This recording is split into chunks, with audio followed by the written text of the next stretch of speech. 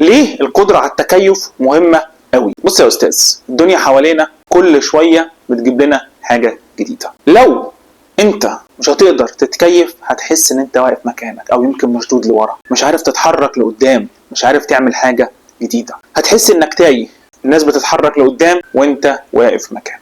القدرة على التكيف مهمة في كل حاجة في حياتنا، في النمو الشخصي عشان تعرف تتعلم حاجات جديدة وتطور نفسك. تخيل لو فضلت طول عمرك بتفكر بنفس الطريقة، هتلاقي نفسك عامل زي اللي قافل على نفسه في أوضة ضلمة ومش عارف أي حاجة بتحصل حواليه. في الشغل، سوق العمل كل يوم بيتغير وبيجيب لنا حاجات جديدة. على مستوى العالم وظائف بتختفي ووظائف جديدة بتظهر.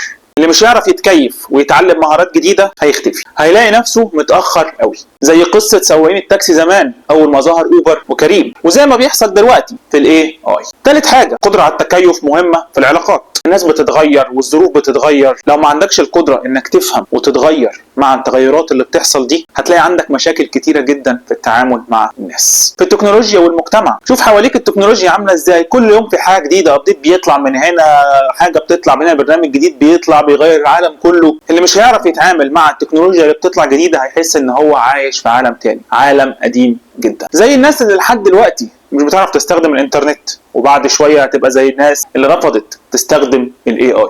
اخر حاجة، قدرة على التكيف مهمة جدا في عالم الاعمال والبزنس. التكيف بقى ضرورة مش رفاهية. الشركات اللي مش بتقدر تتكيف بسرعة مع السوق والتغيرات اللي بتحصل فيه ومع العملاء بتلاقي نفسها بتخسر وبتطلع بره السوق تدريجيا. زي شركة بلوك باستر اللي فشلت انها تتكيف مع ظهور خدمات البث زي نتفليكس واختفت.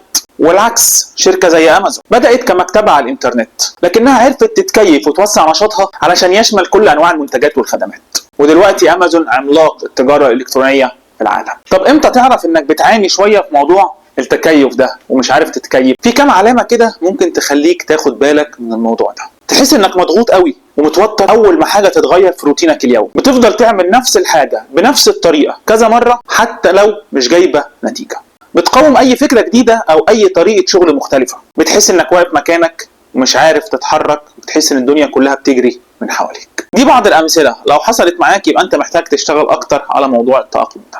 كنت مندوب وشغال بقالك كام سنة في نفس الاريا، والشركة قررت تغير الاريا بتاعتك توديك اريا تاني، فانت اتضايقت وازاي الشركة تعمل كده، ولا وانا عامل في الاريا شغل كويس جدا والاريا هتقع من بعدي، وبدأت تتضايق من اللي عملته الشركة. دي مشكلة تأقلم. كنت مدير ولأي سبب سبت الشركة وبدأت تدور على وظيفة تانية في نفس التايتل بنفس المرتب. قعدت فترة تدور ولسوء حظك مفيش حاجة جت. بعد فترة جات لك وظيفة بتايتل مختلف، جوب ديسكريبشن مختلف ومرتب. رفضت الشغلانة وانت لسه مصر انك تدور على نفس التايتل بنفس الجوب ديسكريبشن وبنفس المرتب. مشكلة تأقلم. القسم اللي انت شغال فيه في الشركة قفل، والشركة قررت تنقلكوا لقسم تاني بمهام مختلفة وبوظائف مختلفة. تبدأ تتضايق، ولا وانتوا ازاي بتعملوا كده، ده انا كنت عامل نجاح فظيع جدا، ولا وتبدأ تدور على وظائف تانية وتحس انه الدنيا قفلت. مشكلة تأقلم. الشركة قررت تجيب برنامج جديد يسهل بروسيس ويسرعها، لان البرنامج القديم كان فيه مشاكل كتيرة وكان مبطئ الدنيا. انت كنت واخد عليه، كنت شغال عليه تمام، هنا تبدأ ترفض، تبدأ تقول لا البرنامج القديم وكان جميل وخلاص خدنا عليه، وتدور على مشاكل وتتكلم هنا وتتكلم هنا وتتكلم هنا بحيث ان انت تعارض البرنامج الجديد. مشكلة تأقلم. واكيد في امثلة تانية كتير اكيد جت في بالك دلوقتي. لو عندك اي حاجة من دول يبقى انت محتاج تشتغل اكتر على التأقلم.